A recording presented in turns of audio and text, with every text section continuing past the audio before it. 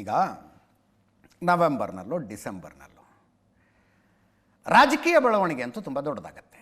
ಸಿದ್ದರಾಮಯ್ಯನವ್ರು ಅನ್ಕಂಡಂಗಾದರೆ ಸಚಿವ ಸಂಪುಟವನ್ನು ಪೂರ್ತಿ ರೀಶಫಲ್ ಮಾಡಿ ಹೊಸ ಸಚಿವರೊಂದಿಗೆ ಅವರು ಮುಖ್ಯಮಂತ್ರಿಯಾಗಿ ಮುಂದುವರಿತಾರೆ. ಡಿ ಕೆ ಶಿವಕುಮಾರ್ ಅವರು ಅನ್ಕಂಡಂಗಾದರೆ ಸಿದ್ದರಾಮಯ್ಯನವರು ರಾಜೀನಾಮೆ ಕೊಡ್ತಾರೆ, ಡಿ ಕೆ ಶಿವಕುಮಾರ್ ಮುಖ್ಯಮಂತ್ರಿ ಆಗ್ತಾರೆ, ತಮಗೆ ಬೇಕಾದಂಗೆ ಸಚಿವ ಸಂಪುಟ ಡಿ ಕೆ ಶಿವಕುಮಾರ್ ಅವರು ಮಾಡಿಕೊಳ್ತಾರೆ. ಇದು ಎರಡು ಇಬ್ಬರ ಆಸೆಗಳು, ಎರಡರ ಪೈಕಿ ಒಂದಾಗತ್ತೆ. ಏನೇ ಆದರೂ ಕೂಡ ಟೆನ್ಷನ್ ಇರೋದು ಮಿನಿಸ್ಟರ್ಗಳಿಗೆ ಟೆನ್ಷನ್. ಅಧಿಕಾರ ಉಳಿಯತ್ತೋ ಉಳಿಯೋದಿಲ್ವೋ. 2.5 ವರ್ಷದ ನಂತರ ನಾವು ಮಂತ್ರಿಯಾಗಿ ಮುಂದುವರಿಯೋದಿಲ್ವೋ. ಅನೇಕ ಸಚಿವರುಗಳು ದಿಲ್ಲಿಗೆ ಎಡ್ತಾಕೋದಕ್ಕೆ ಶುರು ಮಾಡಿದ್ದಾರೆ. ನಾಳೆ ಬೆಳಗ್ಗೆ ಒಂದು ಡೀಟೇಲಾಗಿ ಕೊಡ್ತೀವಿ ಅದರ ಬಗ್ಗೆ. ಮಿನಿಸ್ಟರ್ಗಳಿಗೆ ನೋಡಿ, ದಿಲ್ಲಿ ಲ್ಯಾಂಡ್ ಆದ ತಕ್ಷಣ ಎಕ್ಸ್ಪೆಕ್ಟೇಷನ್ ಮಾಧ್ಯಮಗಳು ಎಲ್ಲಿ ಬಂದಿದ್ದಾವ ಅಂದರೆ, ಈ ಸೆಂಟ್ರಲ್ ಮಿನಿಸ್ಟರ್ಸ್ ಮೀಟ್ ಮಾಡೋಕ್ಕೆ ಹೋದಾಗ ಅದು ಇದು, ಅಲ್ಲಿಂದ ಕಾರ್ ಹತ್ಕೊಂಡು ನೇರವಾಗಿ ಕರ್ನಾಟಕ ಭವನಕ್ಕೆ ಹೋಗ್ತಾರೆ. ಅಲ್ಲಿ ಪ್ರೋಟೋಕಾಲ್ ಪ್ರಕಾರ ರೂಮು. ಈ ಕರ್ನಾಟಕ ಭವನ ಕಡೆ ಹೋಗ್ತಿಲ್ಲ ಇವರು. ಅಂದರೆ ದಿಲ್ಲಿಗೆ ಬಂದಿದ್ದರು ಅನ್ನೋದು ಸುದ್ದಿ ಆಗೋದು ಬೇಡ ಅನ್ನೋ ಥರ ಇದ್ದಾರೆ. ಅವರ ಪೈಕಿ ಕೆಲವು ಸಚಿವರುಗಳು ಈಗಾಗಲೇ ಹೇಳಿಬಿಟ್ಟಿದ್ದಾರೆ. ಬಹುಶಃ ಕೃಷ್ಣ ಬೈರೇಗೌಡರಷ್ಟು ಸ್ಪಷ್ಟವಾಗಿ ಯಾರೂ ಮಾತಾಡಿರಲಿಲ್ಲ. ಆವಾಗಲೇ ನಮಗೆ ಹೇಳಿಬಿಟ್ಟಿದ್ರು 2.5 ವರ್ಷ ಆದಮೇಲೆ ನೀವು ಅಧಿಕಾರ ಬಿಟ್ಟು ಕೊಡಬೇಕು ಅಂತ. ನನಗೆ ಸಾಕಷ್ಟು ಅಧಿಕಾರ ಅನುಭವಿಸ್ಬಿಟ್ಟಿದ್ದೀನಿ, ಅಕಸ್ಮಾತ್ ನೀವು ಮಂತ್ರಿ ಸ್ಥಾನದಿಂದ ಕೆಳಗಿಳಿರಿ ಅಂದರೆ ಸಂತೋಷವಾಗಿ ಕೆಳಗಿಳಿತೀನಿ ಅಂತ ಕೃಷ್ಣ ಬೈರೇಗೌಡರು ಸ್ಪಷ್ಟವಾಗಿ ಹೇಳಿಬಿಟ್ಟಿದ್ದಾರೆ. ಆ ಕೃಷ್ಣ ಬೈರೇಗೌಡರು ದಿಲ್ಲಿಗೆ ಹೋಗಿದ್ದಾರೆ. ಅಂದರೆ ಅವರೇನೋ ಲಾಬಿ ಮಾಡ್ತಿದ್ದಾರೆ ಅಂತಲ್ಲ, ಬಟ್ ಯಾರ್ಯಾರು ಯಾಕೆ ಓಡಾಡ್ತಿದ್ದಾರೆ ಅನ್ನೋದ್ರ ಬಗ್ಗೆ ಒಂದು ಅಂದಾಜು ಇರಬೇಕಲ್ಲ. ಒಂದು ಮಂತ್ರಿ ಸ್ಥಾನ ಉಳಿಸಿಕೊಳ್ಳೋದಕ್ಕೆ ಓಡಾಟ, ಇನ್ನೊಂದು ಮಂತ್ರಿ ಆಗೋದಕ್ಕೆ ಓಡಾಟ. ಅವರಿವ್ರ ಮೂಲಕ ಹೇಳಿಸಿ ಜಾತಿ ಲೆಕ್ಕಾಚಾರ ಮುಂದಿಟ್ಟು ಈಗಾಗಲೇ ಕೆಲವು ಹೆಸರುಗಳು ಓಡಾಡೋದಕ್ಕೆ ಆಗಿದೆ. ಇವ್ರನ್ನ ಕೈ ಬಿಡ್ತಾರೆ, ಅದೇ ಜಾತಿ ಇವ್ರನ್ನ ತಗೊಳ್ತಾರೆ ಅಂತ ಅದೊಂದು ಓಡಾಡೋದಕ್ಕೆ ಶುರುವಾಗಿದೆ. ಕೆಲವು ಶಾಸಕರುಗಳು ಓಪನ್ ಆಗಿ ಮಾತಾಡ್ತಿದ್ದಾರೆ.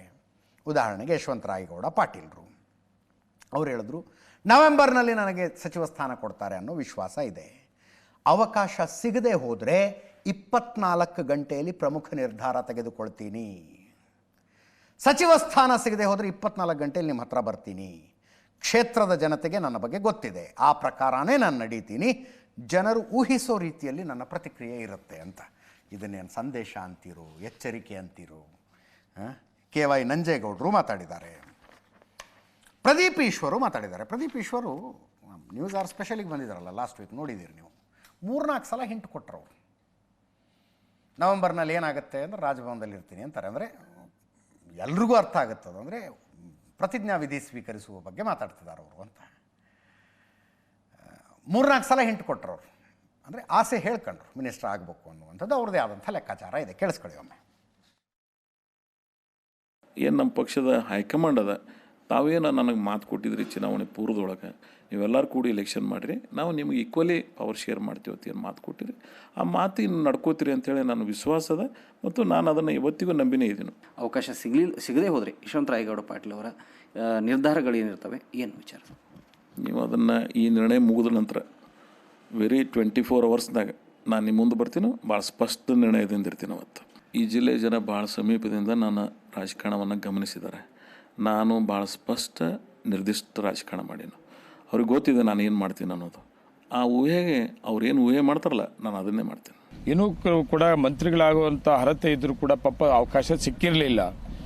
ಅಂಥವ್ರಿಗೆ ಸಚಿವ ಸಂಪುಟ ವಿಸ್ತರಣೆ ಮತ್ತೆ ಮಾಡಬೇಕು ಅನ್ನೋದು ಎಲ್ಲರೂ ಒಂದು ಡಿಮ್ಯಾಂಡ್ಸ್ ಇದೆ.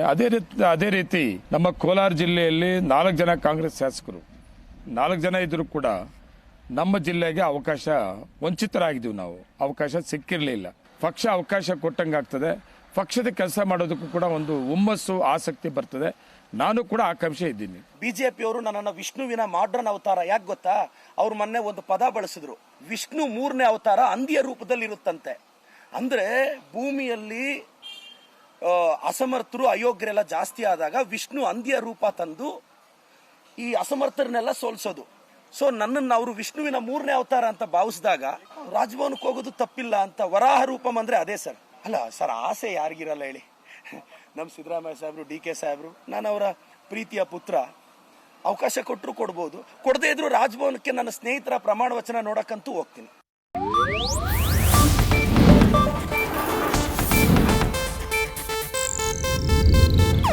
ಇದು ಏಷ್ಯಾನೆಟ್ ನ್ಯೂಸ್ ನೆಟ್ವರ್ಕ್ ಪ್ರಸ್ತುತಿ.